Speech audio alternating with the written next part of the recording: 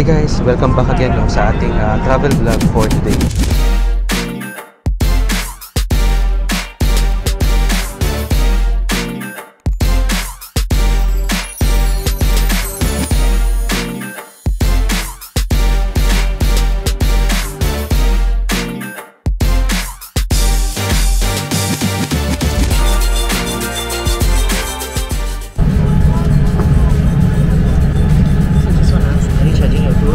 Yes. I just need you to remove it for takeoff and landing, yeah? Okay, no problem.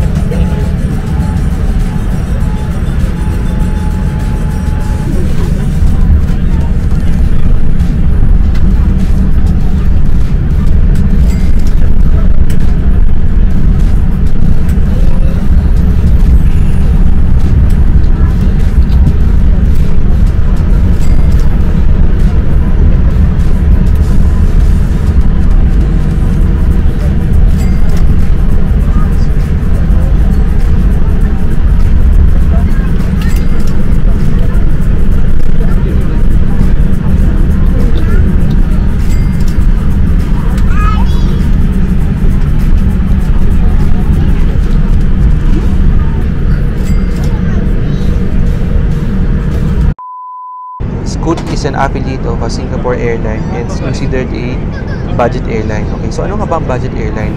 Ang budget airline, guys, is type of airline na nagpo-provide sa inyo ng customized na experience. So you can get to choose kung ano lang yung gusto mong bayaran, kung ano gusto mong i-avail. Unlike the regular airlines na automatic, like meron ka ng food, meron ka ng baggage or luggage, meron ka ng access to this and access to that. Pero kapag naka-budget airline ka, guys, because sabi nga natin, budget, mamimili ka lang kung ano yung gusto mong bayaran and pwede kang mag-opt out doon sa mga items sa tingin mo hindi mo naman kailangan. So, perfect example, na normally ginagawa ng mga budget airlines is nire-remove nila yung mga pagkain, nire-remove nila yung mga excess luggages, kasi mga nag-travel naman, na hindi naman nila kailangan, na maraming bagahe. And sa mga regular airlines kasi, automatic na kasama ng 20 kilograms or automatic na yung 30 kilograms. At least for my wife and my family, kapag nag-travel kami, we normally would want to avoid yung mga budget airlines because meron kasi kami dalawang kids. Traveling with kids, it's a full production all throughout. Meaning, ang kailangan namin dalhin, kailangan i-pack, mga laruan, mga libro or anything na pwede nilang pag-aabalahan habang nagbabiyahe kayo, mga damit nila na dadalhin, particularly for that flight, that will already eat up a lot of your luggage or baggage allowance.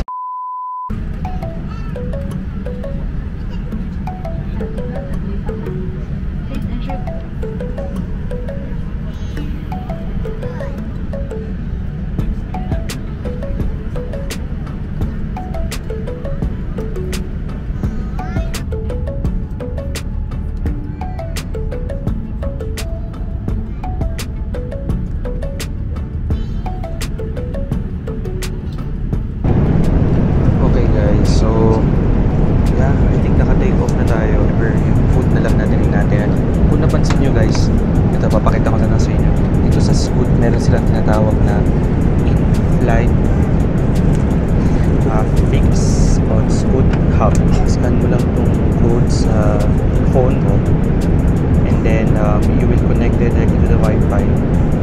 And then, pagpasok mo ng Wi-Fi, pagpasok mo mismo sa Scoot Hub, bubungad sa inyo yung maraming options na pwede nyo gawin. So, ito yung mga options na makikita nyo sa may Scoot Hub na Wi-Fi in-flight fix sa mismong Scoot. Okay. So, meron silang Scoot Cafe. So, meron siyang Scoot Cafe. Ano yung nakita natin dun kanina sa sinare ko sa inyo na catalog, nandun din sila ngayon, di ba?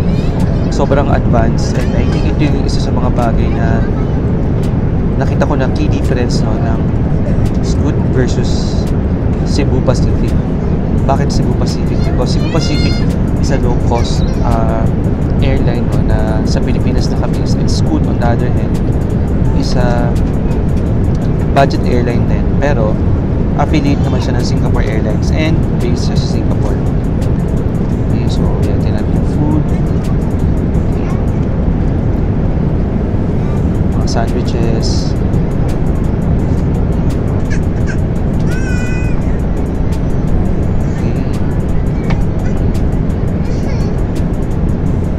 Okay. So yan yung cafe naman nila. Okay, check natin yung sa ibang side naman. Dun sa mga ayaw pagbasa using the manual, you can buy it and check it here sa mismong catalog nila. Okay, so it's still loading or so it's not available. How about the map? Let's see. Oh, this is really nice, Again, para sa isang budget airline na mag-offer ng mga ganitong mga information sa inyo guys is I think it's really a top-notch in a sense. Because we're coming from Bali and our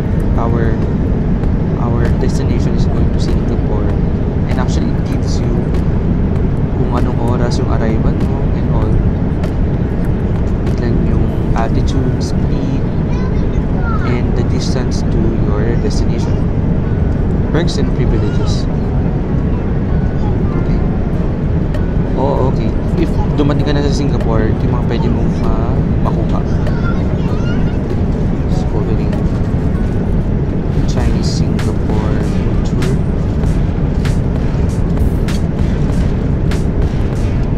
Pokemon Air Adventures. That experience.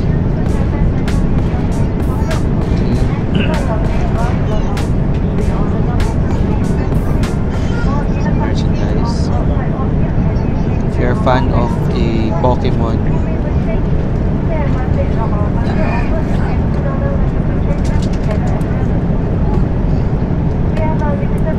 lanyards, tote bag.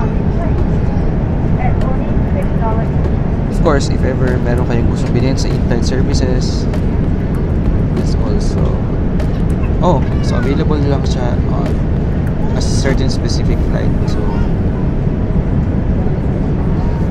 I think it's like a parang charger to your phone for $11 in newsletter.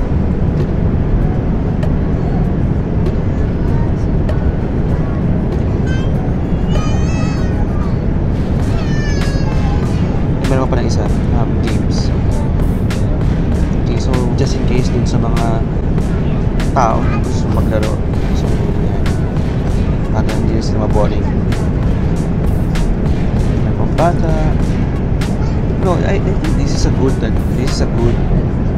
offer guys, kasi you know, pag nasa loob ka ng aeroplano, mahirap talaga magkaroon ka ng pagkakaabalahan, lalo na kung wala kang dala or wala kang baon.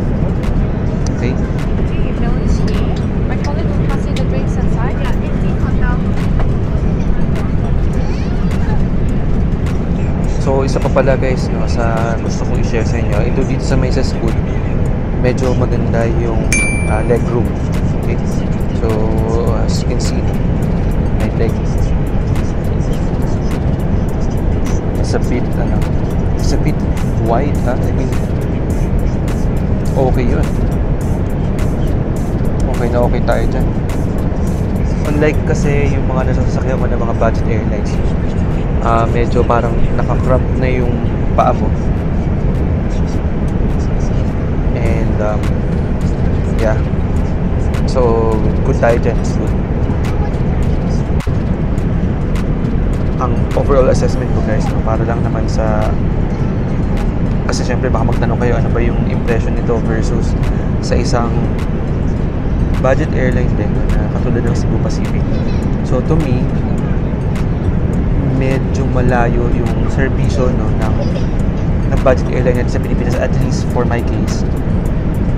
With all of these amenities, with all of this I think customer experience, no, na binibigay ni Scoot, I would say, no, that is really way far and better than budget airline, no, na makikita rin sa Pilipinas. But anyway, this is the start. So siguro kumpletuhin natin itong vlog natin, no, about the Scoot Airlines pagdating natin ng Singapore. We'll end now the vlog and see you on our next travel vlog. Bye.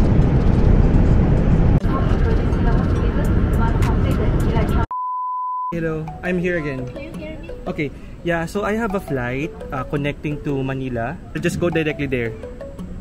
Yeah. Just Okay, thank you very much. Thank you. Okay, so lilibot muna tayo ngayon sa Singapore, no? Mas okay na. Wala tayong dala. So currently, naandito tayo sa ayan, baggage storage. Baggage storage, kung hindi ako nagkakamali, $10 lang yung babayaran mo, no? Good for 24 hours na yun. Okay, so ito daw yung mga kailangan mo.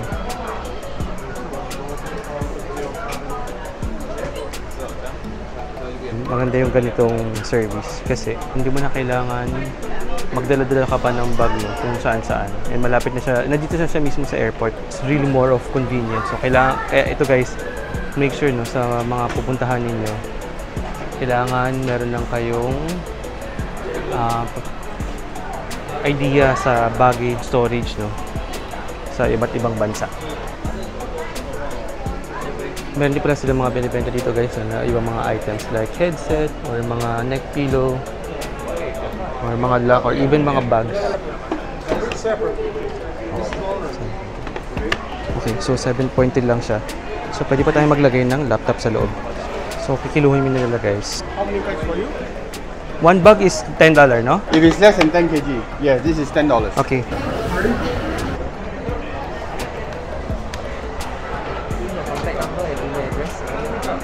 Okay. Okay. And email address. Kailangan na natin ito guys kasi or else mawala yung bag natin. Okay? Natapos na tayo sa ating baggage storage. And as mentioned sa inyo guys, this is very convenient para yes, less hassle tayo, no? Although yung bag na nilagay ko lang naman dito ay isa lang kasi transit tayo. The other bag that I have will go directly na sa Manila.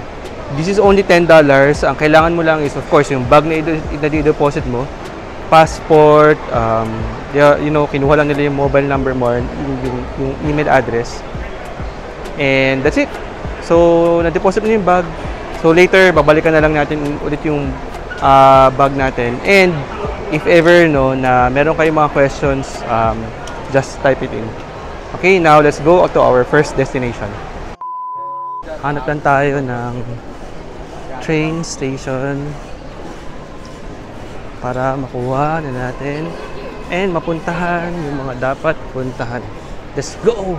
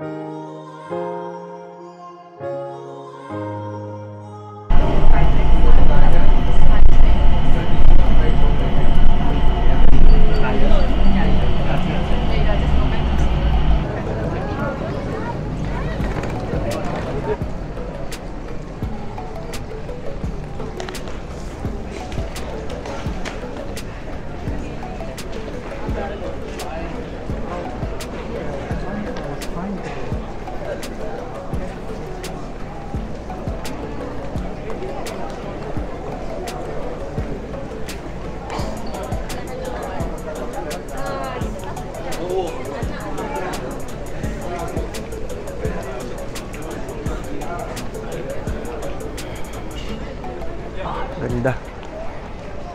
You are in the future pag nasa Singapore ka. So this is the way to the MRT. So this is also PWD friendly, no? So ayun. And child with stroller friendly. Gamit lang kayo ng elevator.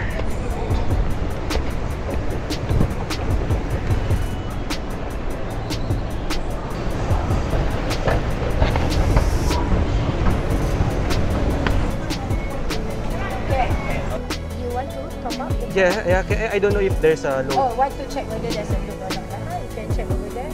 Okay, thank you. Check the card.